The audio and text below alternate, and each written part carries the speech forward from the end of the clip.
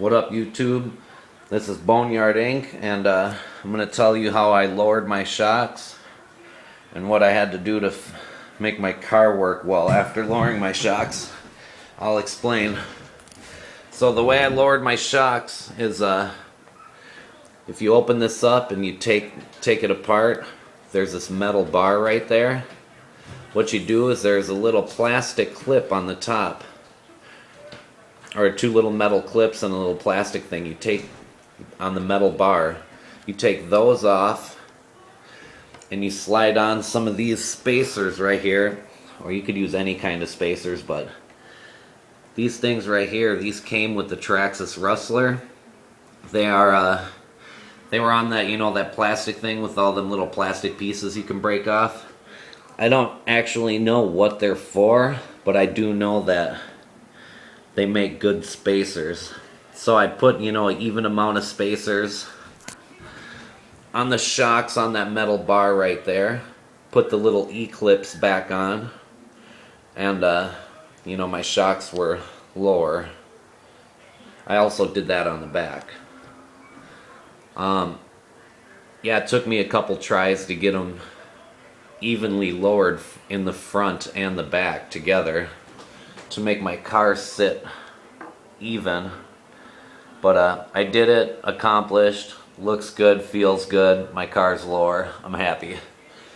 But after I lowered the shocks in the front of my car, I had a problem. My problem is that, see, my tire now is sitting flat on the table, but before I fixed the problem, when I lowered my shocks, my tires sat like this, both of them. They were both like, sideways a little. So I ran my car quite a few times with my tires not completely touching the ground, but sitting like this, and I'll show you what happens when you have foam tires and they're not completely touching the ground. When you're going at high speeds, if there's a part of your tire not touching the ground, this, ready for it? This is what happens. Because it wasn't touching the ground there, so it just ripped right off. So I had to fix my tires so that they would sit flat. So how I did that is my Rustler came with these plastic bars that go right there. See what they look like? And they go right across the top. And they're not adjustable. So I went to the hobby store and I got, I don't even know if this is the right part, but it works. I got the turnbuckle, toe link, Traxxas, and there's the part number. But when I bought them, they were actually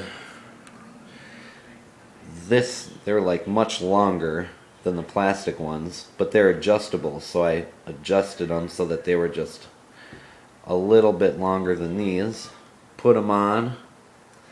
They're adjustable, so you turn the bar here to make them come out or in. And I got them adjusted to where now my tires sit flat. And they are no longer, let me see, yeah, that looks good. They are no longer sitting like this, they're flat. So if you do lower your shocks in the front, it didn't really make a difference to my tires in the rear when I lowered my shocks, but when I lowered them in the front, it made my tires sit funny. So that was my problem. That's how I fixed it. And yeah, sweet. Oh, also, if I had another problem too. See, I don't have a receiver right here. What happened is I have the TQ 2.4 gigahertz Traxxas controller and receiver box. And on the receiver, if you have a receiver with a short antenna with a little metal tip on the top of it, you do not want to rip that antenna off. Because regular antennas, you know, the long